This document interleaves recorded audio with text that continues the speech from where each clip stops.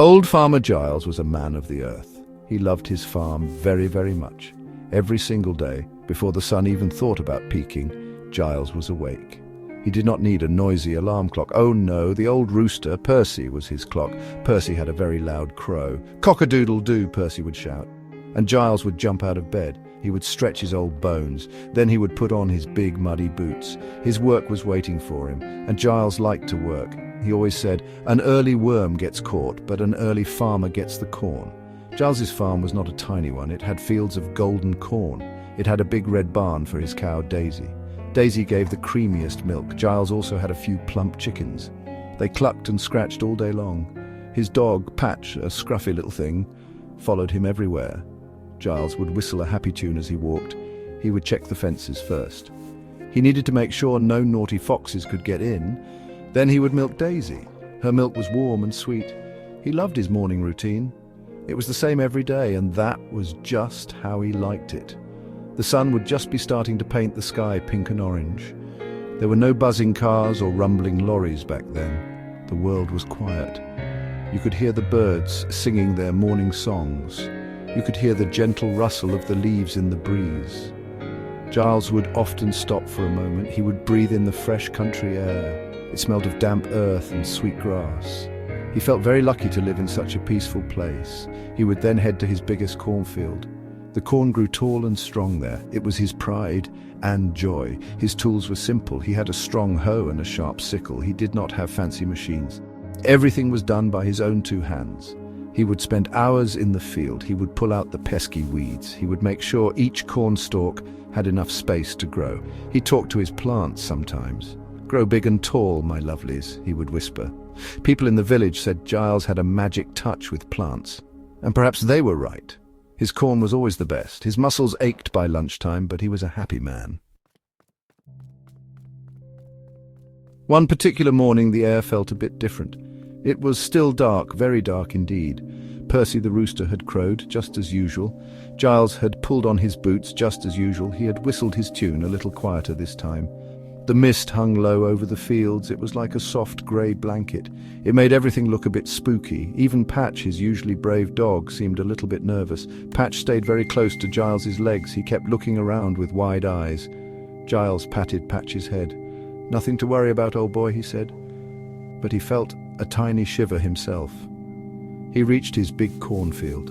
The corn stalks stood like tall, silent soldiers in the gloom.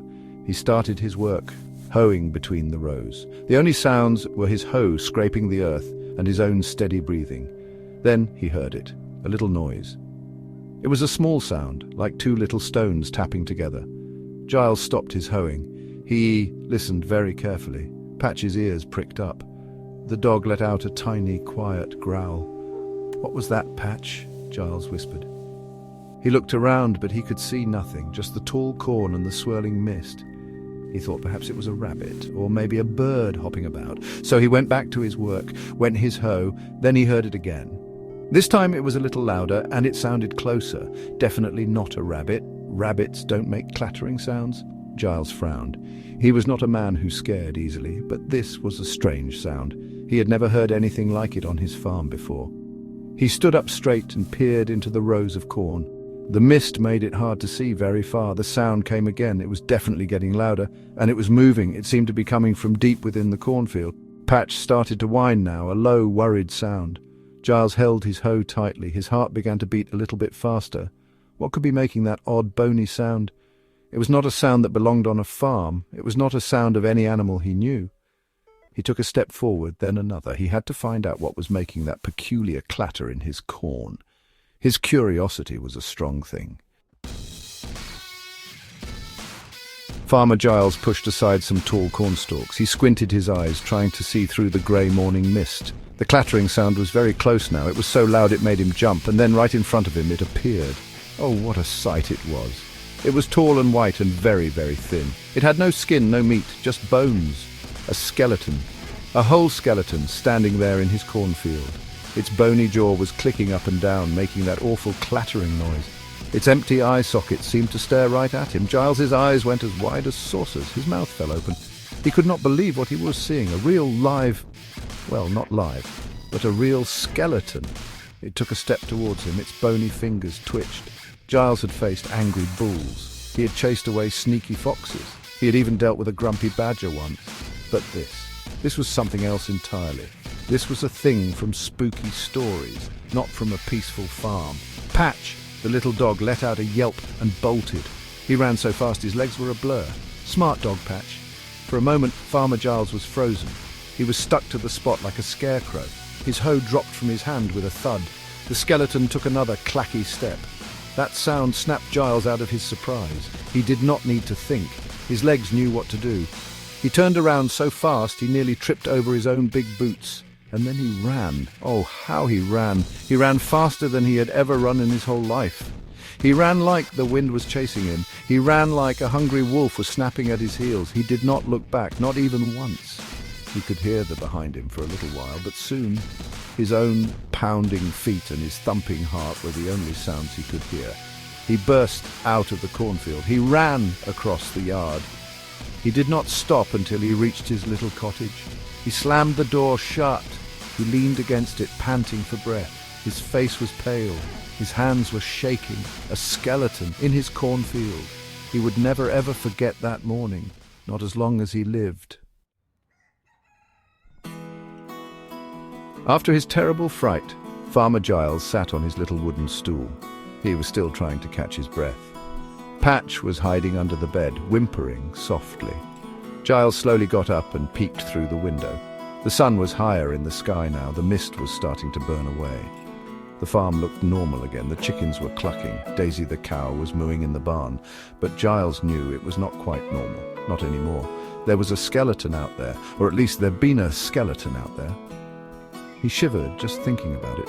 He did not go back to the cornfield that day, not at all. He did his other chores closer to the cottage. He milked Daisy. He fed the chickens. He even mended a fence near the barn. But he kept looking towards the cornfield. He kept listening for that awful sound. He told himself it was just a bad dream, but he knew it wasn't. The memory of those white bones and empty eyes was too clear. He had been a brave farmer all his life, but a skeleton was a different kind of scary. It was a spooky, bony, clattering kind of scary. From that day on, Farmer Giles made a new rule for himself. He decided that he would not go into the big cornfield until the sun was properly up. He would wait until the sky was bright blue. He would wait until all the spooky morning mist had gone away completely. No more working in the dark, grey dawn for him. Not in that field anyway. He still got up early with Percy the rooster. He still did his morning chores.